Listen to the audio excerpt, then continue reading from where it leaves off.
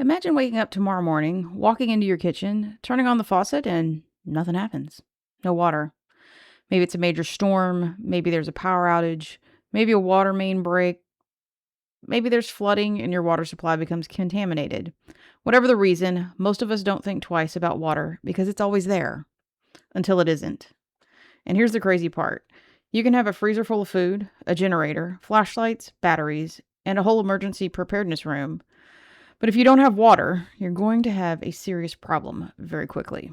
So, today we're going to talk about how much water you should actually store, what containers to use, how long you can store it, how to purify questionable water, and some water sources you may already have sitting around your house. And we're going to do this from the perspective of practical preparedness, not spending thousands of dollars preparing for the apocalypse, because the question we're always asking here is it worth it, y'all? Let's start with the most important number. The CDC recommends storing at least 1 gallon of water per person per day with a minimum of a 3-day supply. So if you got 2 people in your house, that's 2 people times 1 gallon times 3 days equals 6 gallons. 4 people, that's 12 gallons. And that's the minimum. The CDC also recommends considering a 2-week supply if you can manage it. And here's where I think people make a mistake. They think, well, a gallon a day means a gallon of drinking. Not exactly. That water may need to cover drinking, cooking, and basic sanitation.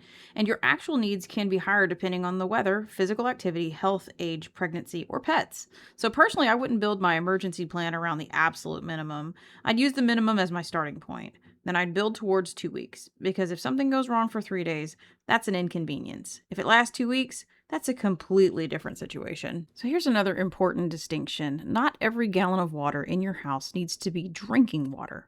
Think about all the things you use water for: drinking, cooking, brushing your teeth, washing dishes, cleaning, flushing toilets, washing your hands, and potentially caring for animals. So I like to think about emergency water in 2 categories. First, potable water. That's water you're actually going to drink or use for food preparation. That water needs to be properly stored and properly treated. Second, utility water. That's water you might use for flushing toilets, cleaning floors, washing things, and other jobs where drinking quality water isn't necessary. And this is where something like a bathtub can become useful. If you know a major storm is coming and your water system may be interrupted, filling the bathtub gives you a relatively large reserve of water for sanitation and toilet flushing.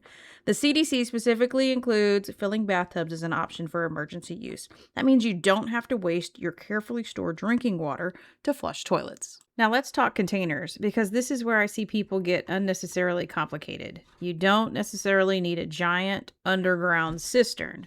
You need clean, food-safe containers designed for water storage. You can also purchase reusable water storage containers specifically designed for emergency preparedness. And if you're filling containers yourself, make sure they're made for food or drinking water storage. Don't grab some random chemical container out of the garage and think, well, I'll just wash it out. Nope. Not a good idea. You don't want whatever used to be in that container to become a part of your emergency water supply. And I'd rather have several smaller containers than one enormous container. Why? Because they're easier to move. If you have one 55-gallon container of water and suddenly need to get the water out, you got a logistics problem. 5 or 10 smaller containers give you flexibility. You can move them, rotate them, use one without disturbing everything else. And if one container becomes contaminated, you haven't lost your entire supply. Now let's tackle the next question everybody asked. How long can I store water? The answer depends on how you're storing it. Commercially bottled water should be handled according to the manufacturer's dates or storage recommendations. For water you prepare and store yourself, CDC guidance recommends replacing it about every 6 months. And storage condition matter. You want your water in a cool, dark location away from chemicals, gasoline, pesticides, and other contaminants. Don't put your emergency drinking water right next to your lawn chemicals because you've got an empty corner in the garage. That's not preparedness. That's creating a new problem. Now, let's talk about how we are going to treat water. One of the simplest ways of treating water is boiling it. If you have questionable water, the EPA recommends to bring it to a rolling boil for at least 1 minute. At elevations above 5,000 feet, follow the recommended guidelines. If the water is cloudy, let it settle first and filter it through something like a clean cloth or a coffee filter before boiling. Another option is chemical disinfection. Please follow the EPA regulations for using regular, unscented household chlorine bleach for emergency water disinfection. A link is in the description. But here's a really important thing to understand. Boiling or disinfecting doesn't magically remove every contaminant. It can deal with many disease-causing microorganisms. It does not remove things like heavy metals, salts, or many chemicals. So if you have a reason to believe water has been contaminated with chemicals or industrial pollutants, don't assume boiling makes it safe. That's where knowing your local risk becomes extremely important. And this brings us to water filters. A good emergency water filter can be incredibly useful, but don't buy a filter simply because the box says removes 99.99% of everything. Look at what the filter is actually designed to remove. Some filters are designed primarily for microorganisms, others can address additional contaminants, and some are better suited for improving taste and clarity rather than making contaminated water safe. So before buying one, understand exactly what contaminants it is rated to handle. Personally, I'd rather have multiple methods than depend on one device. For example, stored water, a quality water filter, the ability to boil water, and the supply necessary for chemical disinfections. That's redundancy. And redundancy is what emergency preparedness is really about. So if I were starting from scratch today, here's how I'd approach it. First, I'd calculate 1 gallon per person per day. Then I'd build at least a 3-day supply. Next, I'd work towards 2 weeks. I'd keep my drinking water in multiple food-safe containers. I'd label and rotate. I'd store it somewhere cool and protected.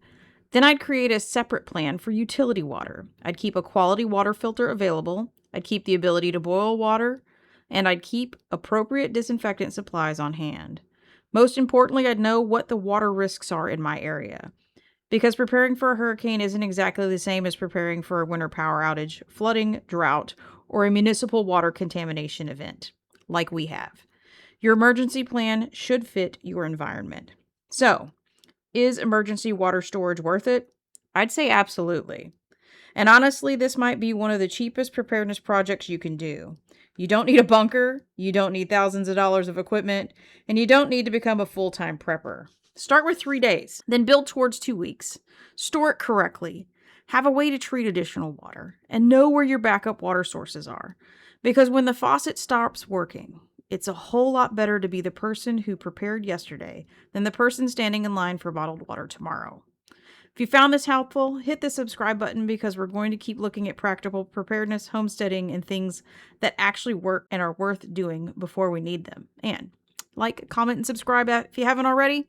And until we see you on the next video, bye y'all.